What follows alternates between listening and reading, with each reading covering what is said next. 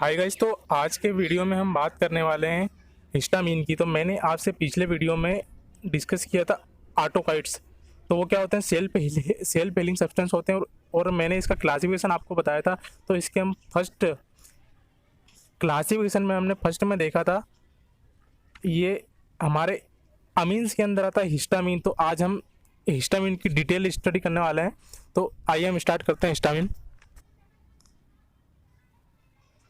तो हम बात करते हैं फार्माकोलॉजी ऑफ हिस्टामीन। तो हिस्टामीन के वर्ड से ही पता चल रहा है, हिस्टामीन में एक वर्ड छुपा हुआ है, हिस्टोस।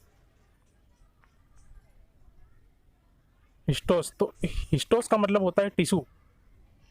मतलब ये जो हिस्टामीन है, तो हिस्टोस का इसमें एक वर्ड है हिस्टोस। तो हिस्टोस का मतलब होता है टिश्यू। मतलब टिश्यू के अंदर ये अमाइन प्रेजेंट होता है। सबसे पहले ये डिराइव्ड किया गया था टिश्यू से,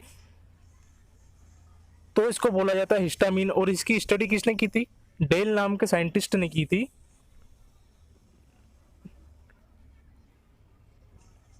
डेल नाम के साइंटिस्ट ने की थी 20th सेंचुरी में, ठीक है, हिस्टामीन की।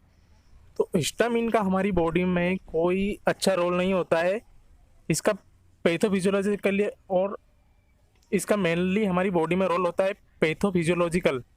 मतलब जब भी हमको इन्फ्लामेशन वगैरह या एलर्जिक रिएक्शन होती है, तब हिस्टामीन हमारा मास्ट सेल से रिलीज होता है। तो हम हिस्टामीन को पॉइंट ऑफ व्यू से देखते हैं कि हिस्टामीन हिस्टामीन इज ऑब्टेन या synthesized by amino acid histidine.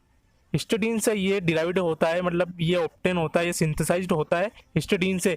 और हिस्टिडीन कौन सा अमाइनो एसिड है? सेमी इसेंशियल अमाइनो एसिड है। ये जीबेट का आपका क्वेश्चन बन सकता है। और अभी मैं आपको हिस्टामीन का केमिकल नेम होता है, जब मैं आपको उसका स्ट्रक्चर बताऊंगा, मैं आपको फार्माकोलॉजी में उसका स्ट्रक्चर भी बताऊंगा। और अगर आपको हिस्टामीन की मेडिसिनल केमिस्ट्री या उसके सारे स्ट्रक्चर पढ़ना है, ड्रग रिलेटेड और एंटी हिस्टामिनिक ड्रग जितने भी आपको पढ़ना है, तो मैंने उसके ऊपर मेडिसिनल केमिस्ट्री में एक वीडियो बनाया हुआ है, तो आप वहाँ जाकर देख सकते हैं। और एच टू एंटी हिस्टामिनिक का भी एक 5 वीडियो का मैंने वीडियो बना के रखा है, तो आप वहाँ से देख सकते हैं। तो हिस्टामिन के बारे में बात करते हैं। तो हिस्टामिन का रोल होता है हमारी बॉडी में फिजियोलॉजिकल और पैथोलॉजिकल, मेनली इन एलर्जिक रिएक्शन, या जब भी हमारी बॉडी में इन्फ्लामेशन या टिश्यू का डैमेज होता है। तो क्या होता है, टिश्यू का डैमेज होता है, मतलब टिश्यू किससे मिलकर बने? सेल से। तो क्या होगा, सेल के अंदर ये प्रेजेंट होते हैं एज ए वेसाइकल्स। तो उन वेसाइकल्स का क्या हो जाता है, वो वेसाइकल्स रप्चर हो जाती है, तो ये हमारा हिस्टामिन रिलीज होता है और क्या करता है, वहां पे इन्फ्लामेशन कोज करता है, जिससे जिससे कि हमारी बॉडी में क्या होता है, पेन होता है। तो नेक्स्ट देखते हैं, histamine present within a storage granules of mast cell. तो ये खुद बता रहा है कि हमारी बॉडी में हिस्टामिन कैसे प्रेजेंट होता है, मास्ट सेल के अंदर स्टोर होता है और ग्रेन्यूल्स फॉर्म में स्टोर होता है, ठीक है। तो histamine present within storage granules of mast cell, तो इसको एक लाइन में ऐसा बोला गया है, मास्ट सेल के अंदर ये स्टोर होता है ग्रेन्यूल्स फॉर्म में, ठीक है। और हिस्टामिन रिच टिश्यू, अभी हमने देखा कि हिस्टोस का मतलब होता है टिश्यू। तो हिस्टामिन रिच टिश्यू मतलब कौन कौन से ऐसे टिश्यू है जहां पे हिस्टामिन पाया जाता है, मतलब कौन कौन से हिस्टामिन वाले टिश्यू है। तो histamine present in mast cell और नॉन मास्ट सेल। ये मास्ट सेल के अलावा नॉन मास्ट सेल में भी पाया जाता है। मतलब मास्ट सेल कहाँ कहाँ की? लंग्स की, लीवर की, इंटेस्टाइन की, प्लेसेंटा की, किडनी की, स्किन की। मतलब लंग्स के टिश्यू, मतलब मास्ट सेल कहाँ की? लंग्स की, लीवर की, intestine, placenta, kidney and skin. And non mast cell brain, epidermis और जीआईटी के अंदर गैस्ट्रिक म्यूकोसा में ये हमारा हिस्टामिन पाया जाता है। वहाँ की मास्ट सेल या नॉन मास्ट सेल में हमारा ये हिस्टामिन पाया जाता है। अब इसकी हम बात करते हैं synthesis, storage and destruction and degradation and release of histamine. अभी मैं आपको यहाँ पे एक नॉर्मल रिलीज पढ़ाऊंगा, बाकी आपकी फार्माकोलॉजी जो केडीटी में दिया गया है, antigen antibody related release of histamine, तो मैं वो आपको पढ़ाऊंगा। पर मैं उससे पहले आपको एक जनरल जीपीसीआर, जी प्रोटीन कपल रिसेप्टर, आपको उसका बेसिक पता होना जरूरी है। तो इस वीडियो में मैं वो वाला पॉइंट नहीं डिस्कस कर पाऊंगा। पर अभी हम बात करते हैं synthesis, storage and destruction and degradation, ये दोनों एक ही है ऑफ हिस्टामिन। तो पहले मैं आपको हिस्टामिन का स्ट्रक्चर बता दूं, पर मैंने इससे पहले आपको भी एक पॉइंट बताया था। कि हिस्टामिन है हमारा जो, वो सिंथेसाइज होता है एक अमाइनो एसिड से। और अमाइनो एसिड क्या है? हिस्टिडीन। और कौन सा अमाइनो एसिड है? Semi essential. ये आपको सारे पॉइंट अच्छे से याद रखना है। सेमी इसेंशियल हमारा अमाइनो एसिड है और इसके अंदर एक रिंग प्रेजेंट होती है, कौन सी? इमिडाजोल। इसका स्ट्रक्चर मिड का मतलब होता है 1/3 पोजीशन पे नाइट्रोजन। तो अभी मैं यहाँ पे आपको हाथ से बता रहा हूँ, ये हमारा स्ट्रक्चर बन गया इमिडाजोल। इसकी नंबरिंग कर लो 1 2 3 4 5। जहाँ से इस रिंग में 2 हेटेरोएटम प्रेजेंट है, तो जहाँ से हमारा हेटेरोएटम पास पड़ रहा है हम वो वाली साइड नंबरिंग करेंगे, तो 1 2 3 4 5। तो अभी हम इसका बेसिक देखते हैं। अब हम पहले हिस्टिडीन का स्ट्रक्चर देखेंगे और इससे कैसे सिंथेसाइज होता है हिस्टामिन, वो वाली रिएक्शन देखेंगे और फिर उसका हम डिग्रेडेशन देखेंगे। ठीक है, तो बेसिक से देखते हैं। अमाइनो एसिड, अमाइनो तो इसका ग्रुप कौन सा होता है? NH2। एसिड, एसिड कौन सा वाला? Carboxylic acid. तो ये देखते हैं हम, अगर इन दोनों को हम एक कार्बन से लिंक कर दें तो हमारा ग्रुप बन जाता है अमाइनो एसिड। मतलब जितने भी अमाइनो एसिड होते हैं, जितने भी अमाइनो एसिड होते हैं, जैसे आर्जिनिन, और एक ये हो गया हमारा हिस्टिडीन या ट्रिप्टोफैन, ल्यूसीन, वेलिन, और भी बहुत सारे हो गए। तो उन सब में हमारा ये वाला ग्रुप जुड़ा हुआ होता है। मतलब अमाइनो एसिड एक कार्बन से इन दोनों को लिंक कर दिया, इसकी वैलेंसी सेटिस्फाइड करने के लिए मैंने बॉन्ड लगा दिया यहाँ पे। यहाँ पे जैसे जैसे नाम आएगा, जैसे कि हमारा फिनाइल अलानिन, तो हम एक कार्बन और लगा के एक फिनाइल रिंग लगा देंगे तो हमारा स्ट्रक्चर बन जाएगा फिनाइल अलानिन का। तो अभी देखना, ये है हमारा अमाइनो एसिड। ठीक है, तो ये इसको बना लो अमाइनो एसिड।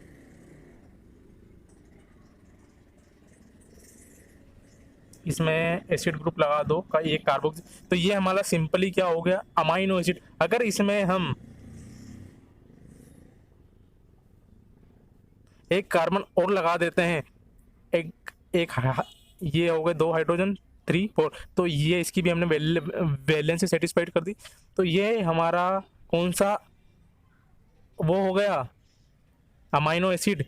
ये हो गया अलानीन। देखो मैं आपको, हाँ, इसके साथ बहुत सारे वो भी बता रहा हूँ बेसिक्स, ये आपके काम आएंगे। तो ये किसका स्ट्रक्चर बन गया? अलानीन। और मैंने अभी आपको बताया कि हमारी हिस्टिडीन के अंदर, हिस्टिडीन अमाइनो एसिड के अंदर कौन सी रिंग प्रेजेंट होती है? इमिडाजोल। तो फोर्थ पोजीशन से अगर हम इस फोर्थ पोजीशन से हम अलानीन को अटैच कर दें तो हमारा स्ट्रक्चर बन जाएगा हिस्टिडीन का। तो करते हैं ना अपन ऐसा, यहाँ पे इसको अगर हम, ये इतना हो गया यहाँ तक, अगर हम देखें इधर का, तो ये क्या हो गया? हमारा बेसिक ग्रुप हो गया अमाइनो एसिड का। और उससे अगर एक और लिंक कर दें हम, तो ये पूरा क्या हो जाएगा? अलानीन। और इसमें अगर हम इमिडाजोल रिंग लगा दें तो ये पूरा स्ट्रक्चर किसका बन गया? हिस्टिडीन। किसका बन गया? हिस्टिडीन। तो ये मेरे ख्याल से अब आप समझ गए होंगे। मैं एक बार और रिपीट कर देता हूँ। Amino NH2 acid, carboxylic acid. तो ये इस अगर इन दोनों ग्रुप को हम एक कार्बन से लिंक कर देते हैं तो हमारा बेसिक ग्रुप बच जाता है अमाइनो एसिड का। और इस अमाइनो एसिड में अगर हम एक कार्बन और लगा देंगे तो ये हमारा बन जाएगा स्ट्रक्चर अलानीन। ये भी एक अमाइनो एसिड ही होता है और हिस्टिडीन भी एक अमाइनो एसिड ही होता है। और अगर यहाँ पे हम इस रिंग को नहीं लगाते और एक फिनाइल लगा देते तो हमारा कौन सा अमाइनो एसिड बन जाता? फिनाइल अलानीन। तो अभी हमको फिनाइल, वो स्ट्रक्चर हमको कहाँ पे पढ़ना है? कैटेकोलामाइंस में। तो जब मैं आपको कोलिनर्जिक वाले ड्रग से पढ़ाऊंगा तो वहाँ पे उसकी केमिस्ट्री में आपको अच्छे से बताऊंगा। तो ये हमारा बन गया हिस्टिडीन। अब हम देखते हैं इसकी सिंथेसिस पूरी कैसे होती है। तो हाँ, अब हम बात करते हैं सिंथेसिस ऑफ हिस्टामिन किससे होती है? हिस्टिडीन। हिस्टिडीन में एक रिंग प्रेजेंट होती है इमिडाजोल। ये इमिडाजोल रिंग हो गई। तो अभी देखना, ये हो गया अल्फा, ये हो गया बीटा। ठीक है, ये बीटा पोजीशन से लिंक है हमारी इमिडाजोल रिंग। ठीक है, और ये कौन सा अमाइनो एसिड है? Semi essential. ये सारे जीपेट के पॉइंट हैं, आपको अच्छे से याद रखना है। तो एक एंजाइम प्रेजेंट होता है डी कार्बोक्सिलेज, वो क्या करवाता है? -CO2 ये इतना करवाता है। मतलब डी कार्बोक्सिलेज इंजाइम प्रेजेंट है तो वो क्या करवाएगा, डी कार्बोक्सिलेशन। तो डी कार्बोक्सिलेशन में क्या होगा, -CO2, तो -CO2 हो जाएगा हमारा। अगर हम -CO2 करवा देते हैं तो यहाँ पे हमको क्या मिलेगा, ये वाला हाइड्रोजन यहाँ आके जुड़ जाएगा, तो CH2 NH2 और एक कार्बन को क्या बोलते हैं, मिथाइल। दो कार्बन को इथाइल, ठीक है। तो ये 2 कार्बन हो गए, इथाइल। NH अभी मैंने बताया था आपको, अमाइन। और ये रिंग कौन सी है हमारी, इमिडाजोल, ठीक है। तो ये बीटा पोजीशन से इमिडाजोल रिंग,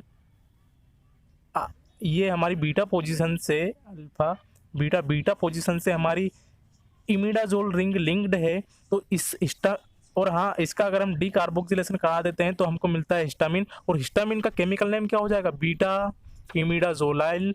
मतलब भाई एल का मतलब होता है अगर कोई सी चीज किसी से लिंक्ड है तो हम भाई एल लगाते हैं, तो बीटा इमिडाजोलाइल इथाइल अमाइन।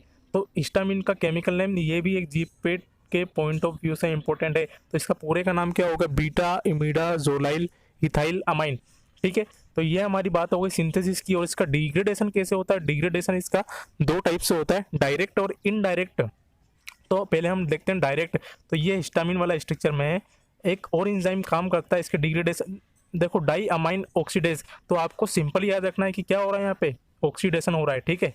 मतलब यहाँ पे इस अमाइन का हम क्या करवा देंगे, ऑक्सीडेशन करवा देंगे यहाँ पे इस रिएक्शन में, तो डाई अमाइन ऑक्सीडेज। तो हमको क्या मिलेगा, अगर यहाँ पे हम इसका ऑक्सीडेशन करवा देंगे तो हमको क्या मिलेगा, इमिडाजोल एसिटिक एसिड। ये यहाँ पे इस ग्रुप को बोलते हैं एसिटिक एसिड। और ये रिंग हमारी क्या हो गई, इमिडाजोल। ये वाली रिंग हमारी क्या हो गई, इमिडाजोल। तो इस पूरे का नाम क्या हो गया, इमिडाजोल एसिटिक एसिड। और इनडायरेक्ट में हम देखते हैं, देखो अगर आपसे कोई भी जीपीटी पूछ ले कि हिस्टामिन का डिग्रेडेशन कौन कौन सी 2 रिएक्शन से होता है, तो एक हो गई हमारी ऑक्सीडेशन और एक होती है हमारी मिथाइलेशन। तो मिथाइलेशन ये सेकंड प्रोसेस है, इनडायरेक्ट मतलब ये 2 स्टेप में पूरी होती है। तो इसमें होता है मिथाइलेशन। तो एन मिथाइल ट्रांसफरेंस, मतलब ये वाले एच पे हम एक मिथाइल ग्रुप लगा देंगे तो हमारा क्या बन जाएगा, ये हमने लगा दिया एक मिथाइल, तो ये इसका नाम क्या हो जाएगा, एन मिथाइल हिस्टामिन, ठीक है। अरे भैया हिस्टामिन में हमने मिथाइल जोड़ दिया तो क्या हो गया, एन मिथाइल हिस्टामिन। और अब एक और एंजाइम काम करता है इधर नीचे, मोनो अमीनो ऑक्सीडेज। वहाँ पे डाई अमीनो ऑक्सीडेज था, हमने डायरेक्ट कराया था इसलिए वो डाई अमीनो ऑक्सीडेज था। और यहाँ पे क्या है, मोनो अमीनो ऑक्सीडेज। मतलब यहाँ पे भी बाद में क्या हो रहा है, ऑक्सीडेशन, ठीक है ना। हाँ, यहाँ पे भी बाद में क्या हो रहा है, ऑक्सीडेशन।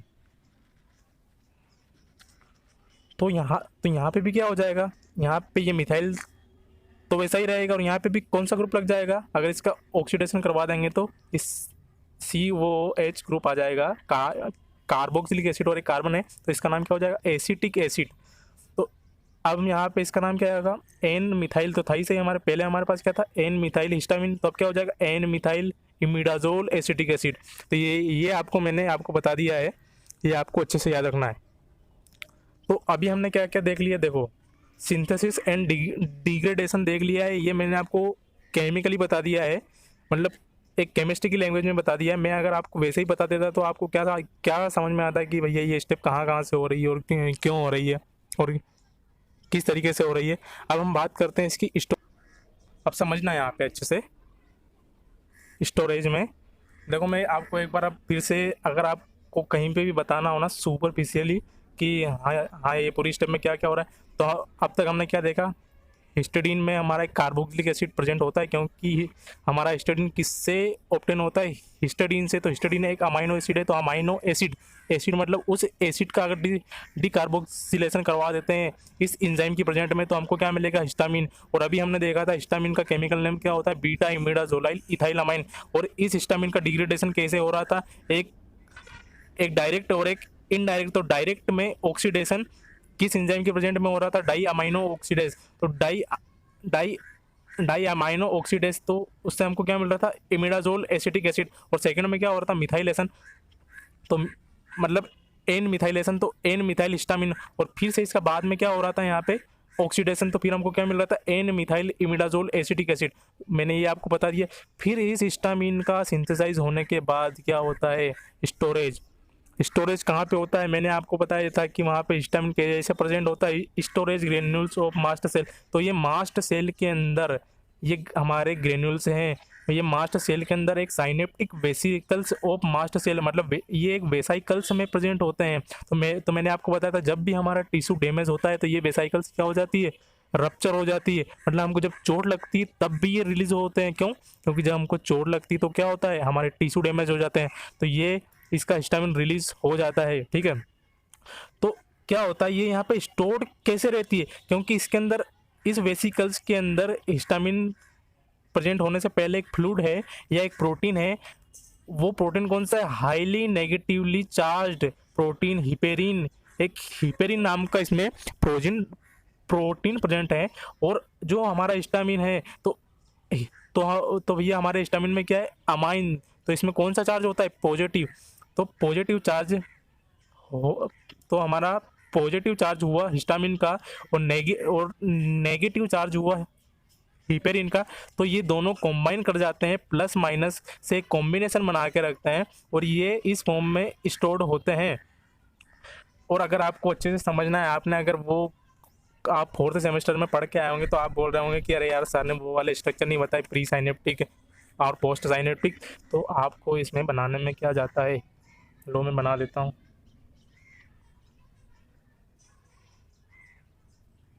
क्यों भैया, अब आपको पता चल जाएगा ना ये क्या हो गया, प्री साइनेप्टिक। ये भी बना लो एक छोटा सा, क्या हो गया यहाँ पे क्या प्रेजेंट होते हैं आपके रिसेप्टर।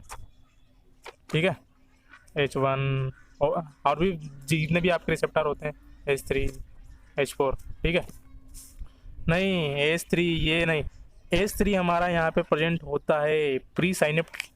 ये भी एक जीपेट का वो हो गया पॉइंट ऑफ व्यू से मैं आपको बता रहा हूँ, जीपेट पॉइंट ऑफ व्यू से ये प्री साइनेप्टिक रिसेप्टर, ये ऐसे प्री साइनेप्टिकली प्रेजेंट होता है, प्री साइनेप्टिकली प्रेजेंट। और इसको हम क्या बोलते हैं,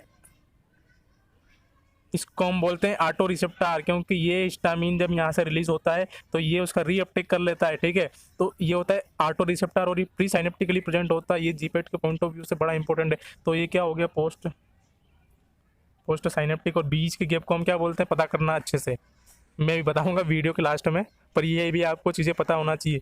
तो वैसे क्या होता है यहाँ पे सोडियम चैनल से या यहाँ से ये हमारे यहाँ पे क्या क्या प्रेजेंट होते हैं, या तो कैल्शियम चैनल प्रेजेंट होते हैं, सोडियम चैनल प्रेजेंट होते हैं। तो यहाँ से सोडियम या कैल्शियम आता है, और उसका क्या होता है, इंडोसाइटोसिस। अरे भैया अंदर जाएगा तो इंडोसाइटोसिस होगा, और बाहर और ये फिर हमारा स्टाम मतलब क्या जा रहा है, अंदर क्या जा रहा है, पॉजिटिव जा रहा है। तो मतलब क्या है, पहले से हमारा वहाँ पे नेगेटिव और पॉजिटिव प्रेजेंट है, और अभी क्या जा रहा है, पॉजिटिव। तो मतलब वहाँ पे अंदर प्लस का लेवल ज़्यादा हो जाएगा तो हमारा हिस्टामिन रिलीज होगा। तो हमारा हिस्टामिन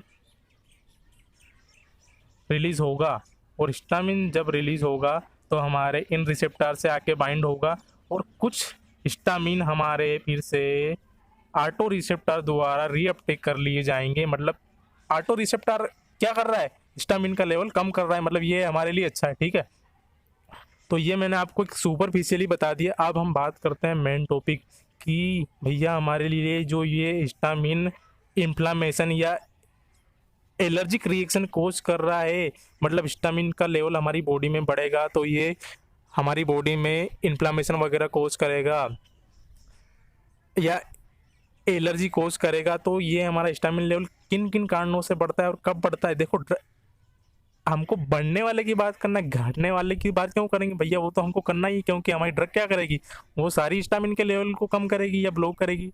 ठीक है, तो अभी हमको बात करते हैं किन किन कंडीशन में हमारा हिस्टामिन बढ़ता है। तो भैया देखो, condition that increase histamine level, मैंने आपको पहला ही पॉइंट बताया था कि टिश्यू डैमेज, जब भी चोट लगती है तो टिश्यू डैमेज होता है। तो टिश्यू किससे मिलकर बना होता है, सेल से। देखो सेल से मिलकर टिश्यू बना है, टिश्यू से मिलकर क्या बना है, टिश्यू से मिलकर क्या बना है ऑर्गन, और ऑर्गन से मिलकर क्या बना है सिस्टम, और सिस्टम से मिलकर क्या बनी है बॉडी। तो टिश्यू, और मैं आपको अभी कोई एनाटॉमी और फिजियोलॉजी नहीं पढ़ा रहा हूँ, जो मैं आपको बताऊंगा कि हाँ भैया, सेल 2 टाइप के होते हैं और टिश्यू 4 टाइप के होते हैं, और जो हमारे वो होते हैं सिस्टम वो हाँ वो 10 और 11 टाइप के होते हैं। तो मैं आपको वो नहीं पढ़ा रहा हूँ अभी, मैं आपको फार्माकोलॉजी पढ़ा रहा हूँ। तो जब भी टिश्यू डैमेज होगा तो सेल भी डैमेज होगा, और सेल के अंदर वेसाइकल्स में, मास्टर सेल के अंदर वेसाइकल्स में हिस्टामिन प्रेजेंट है, तो वो रिलीज होगा। और वो क्या कोज करेगा, एलर्जी या इन्फ्लामेशन, मतलब पैथोलॉजिकल रोल, हमारी बॉडी में पैथोलॉजिकल सिम्टम्स आने लगेंगे। और दूसरा पॉलीमर्स, जैसे कि हम जब भी बीमार पड़ते हैं तो हमको, जब यह हमारी बॉडी में एनर्जी की कमी हो जाती है तो हमको डॉक्टर्स पॉलीमर्स, डेस्ट्रॉन या पीवीपी लगाते हैं। या इन दो के कारण जब भी ये हमारी बॉडी में जाएंगे तो ये भी हिस्टामिन, ये क्या करते हैं, ये हमारे मास्ट सेल को स्टिमुलेट करते हैं। ठीक है, तो मास्ट सेल को अगर स्टिमुलेट करेंगे ये, तो क्या होगा भैया, हिस्टामिन रिलीज होगा। ठीक है, और एक ड्रग होती है बेसिक ड्रग, डी ट्यूबोकुरेन या कुरारे, डी कुरारे। और ये क्या होता है, कुरारे एक अल्कलाइड होता है। अभी आपको पता करना है कौन सा अल्कलाइड होता है, क्योंकि ये इससे क्वेश्चन जीपेड में काफ़ी बार आ चुका है, तो ये आपको पढ़ना है अच्छे से, पता करना है कि ये कुरारे कौन सा अल्कलाइड होता है, या मैं अभी आपको वीडियो के लास्ट में बताऊंगा। तो ये क्या करता है, डी ट्यूबोकुरेन, ये इरिटेशन कोज करता है। और कैसे करता है, ये हमारे स्टिमुलेट करता है मास्ट सेल को। और मास्ट सेल मैं आपको मैकेनिज्म भी बताऊंगा कि कैसे इंक्रीज करता है। और ये स्टिमुलेट करेगा मास्ट सेल को, तो क्या होगा, हिस्टामिन का लेवल इंक्रीज होगा। और हिस्टामिन का लेवल इंक्रीज होगा तो क्या होगा, तो हमारी बॉडी में एलर्जिक रिएक्शन और इन्फ्लामेशन कॉज होगा। और दूसरा क्या है, एलर्जेंस एंड डस्ट। देखो भैया, ये तो आप सभी ऑब्जर्व करते हो, अगर आप कहीं भी जा रहे हो और अगर आपकी नाक या गले में डस्ट वगैरह अटक गई तो आपको खांसी या आपकी आवाज़। और नेक्स्ट है एंटीजन एंटीबॉडी रिएक्शन। तो ये आपको फार्माकोलॉजी में दिया हुआ, ये नेक्स्ट वीडियो में हम यही पढ़ेंगे, हम हिस्टामिनिक रिसेप्टर और इसके बारे में, मतलब एंटीजन एंटीबॉडी रिलेटेड कैसे रिलीज होता है हिस्टामिन। ये तो मैंने आपको अभी बेसिक बताया था, पर कैसे कैल्शियम बनता है और कैसे वहाँ पे वो, कैसे वेसाइकल्स का फ्यूजन होता है, कैसे वेसाइकल्स रप्चर होती है और कैसे रिलीज होता है, ये अभी हमको पढ़ना है नेक्स्ट वीडियो में। तो जब भी एंटीजन एंटीबॉडी का रिएक्शन होगा, और कौन सी एंटीबॉडी, IgE, बेटा 5 टाइप की होती है एंटीबॉडी। तो वो मैं आपको किसी दिन एक 5-10 मिनट का वीडियो बना के समझा दूंगा। मेनली IgE इम्यूनोग्लोबिन हिस्टामिन के लेवल को बढ़ाने में रोल अपना देती है। और एक होता है कुछ ट्विन्स भी होते हैं, ट्विन्स भी हमारे हिस्टामिन के लेवल को इंक्रीज करते हैं। तो ठीक है, अगर गाइस आपको वीडियो पसंद आया तो प्लीज़ लाइक करो और शेयर करो।